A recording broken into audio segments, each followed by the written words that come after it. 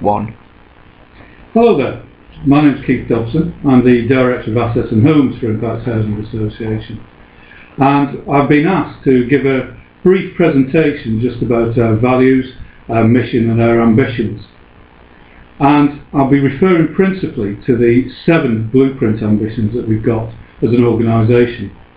And I'll tell you at the end where you can actually find those for a bit more further reading if you need to.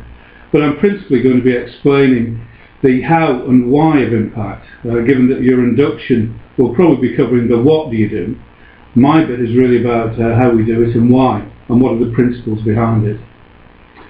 So as I said, we've got 7 blueprint ambitions. And the first one is a step ahead of the game.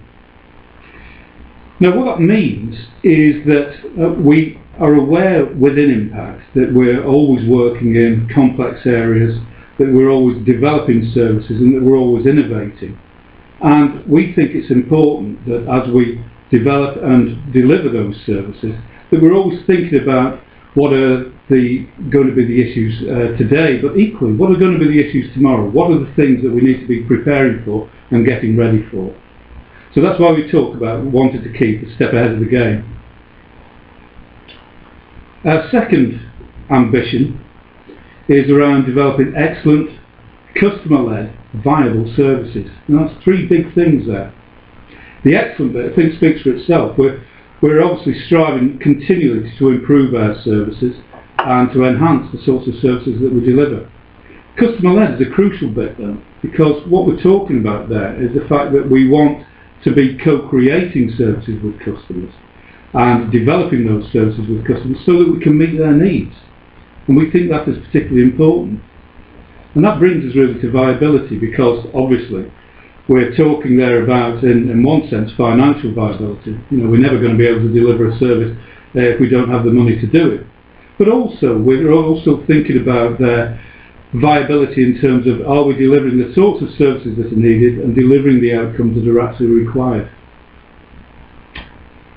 So, going on to our third one, here we talk about generating greatest community benefit.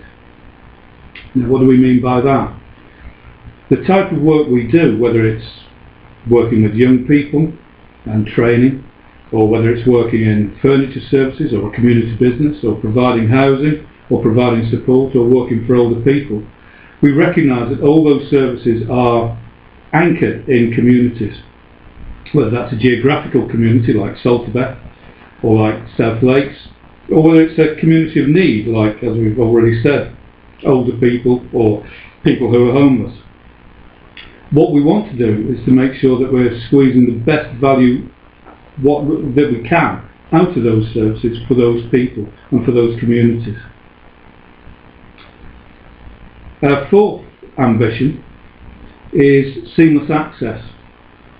Now, you might have already realised by now the breadth of services that we provide, you know, from, on the one hand, training and development services for young people, through to community-based services and support, through to supported housing, general needs housing, specialist housing like, as I've already said, housing for older people. Now, all of those we recognise are valued and necessary for the communities that we're working in. But what we want to try and ensure is that there are no barriers between those various services, and that if somebody who's maybe coming into the furniture scheme is aware that we also provide housing, support, advice, training and employment, and that they're made aware of that and that they can access those other services. The other important bit, of course, is that if we're working with one group of people, say a group of homeless people in Carlisle, they're aware as well that they can access other types of services available through Impact, whether that's furniture or other forms of advice or training and employment. Our fifth ambition is developing strong systems that support creative and flexible working. Now, the important bit there is the creativity and the flexibility. As I've already said, you know, we're working in some very, very difficult areas, and at times the work can be very, very challenging. What we need to do sometimes is to come up with creative solutions very quickly, and that really involves us being flexible, whether that's flexibility at an individual practitioner level, within the team, within the manager, or within senior management and board. Whatever. Basically what we wanted to do is to be there as the focus to be on developing solutions and developing great outcomes for people. Sixth ambition is around sustainable communities. Now, we've already talked about generating greatest community benefit, but when we talk about sustainable communities there, that could mean, for example, making sure that when we're developing housing and support for people, those services that we're actually providing will enable people to stay and live within that community for as long as they actually need to.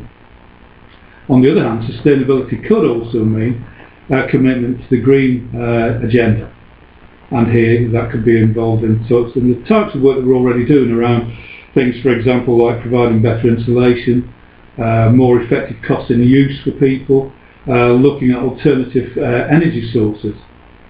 So sustainability is really a big question about not only the sustainability of people living and being able to enjoy living in the communities that they are living in, but also making sure that the environmental impact of those communities is kept to a minimum.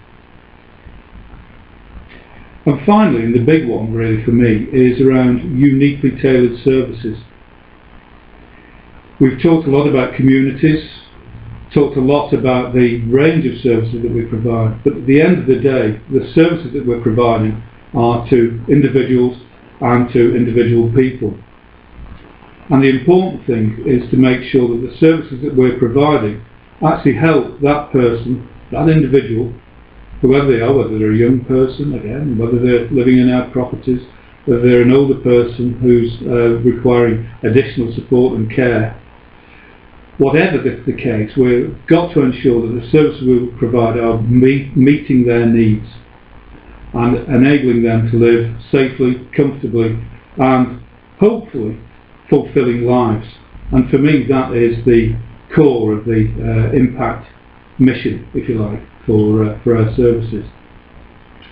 So some big questions there, and some big issues.